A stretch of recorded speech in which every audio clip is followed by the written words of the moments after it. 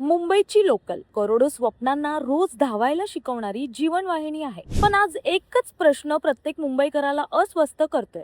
आपली ही लाईफलाईन खरंच सुरक्षित आहे का? कारण गेल्या काही दिवसात जे घडतंय ते केवळ धक्कादायक नाही, तर अंगावर शहारा आणणारं आहे. गर्दी, धक्काबुक्की, वाद आणि आता थेट हत्या. रेल्वे पोलीस आहेत, आरपीएफ आहे, सीसीटीव्ही आहेत. मग तरीही लोकल मधला प्रवास इतका जीव घेणा का बनतोय? ताजी घटना बघा ना. काल रात्री 10च्या सुमारास अवघ्या 22 वर्षाच्या तरुणाचा जीव गेला. कारण ऐकून धक्का बसेल. बाहेर मुसळधार पाऊस, पाणी आत येत होतं.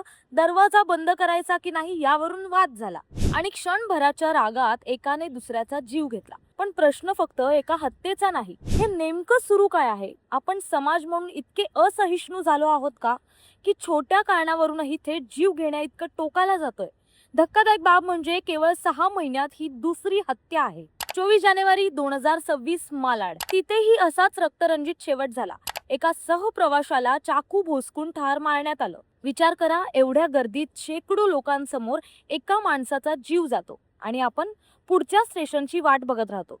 गर्दीत आपण भान हरपतोय का? माणुसकी कुठेतरी हरवते का? सुरक्षेचा प्रश्न पुन्हा एकदा ऐरणीवर आला आहे. हो, रेल्वे प्रशासनाने सुरक्षा वाढवलीच पाहिजे. कडक उपाय हवेत, कडक अंमलबजावणीही हवी. पण केवळ प्रशासनाला दोष देऊन चालेल का? कारण शेवटी लोकलमध्ये उभे असतो ते आपणच. तेव्हा आपण लोकलमध्ये चढतो तेव्हा आपण फक्त प्रवासी नसतो, आपण एका समाजाचा भाग असतो.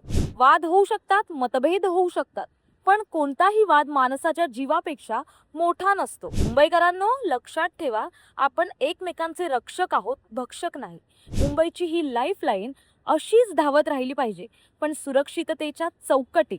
तुम्हाला काय वाटतं, या वाढत्या हिंसेला आळा घालण्यासाठी प्रशासनाने नेमकी कोणती पावलं उचलली पाहिजेत?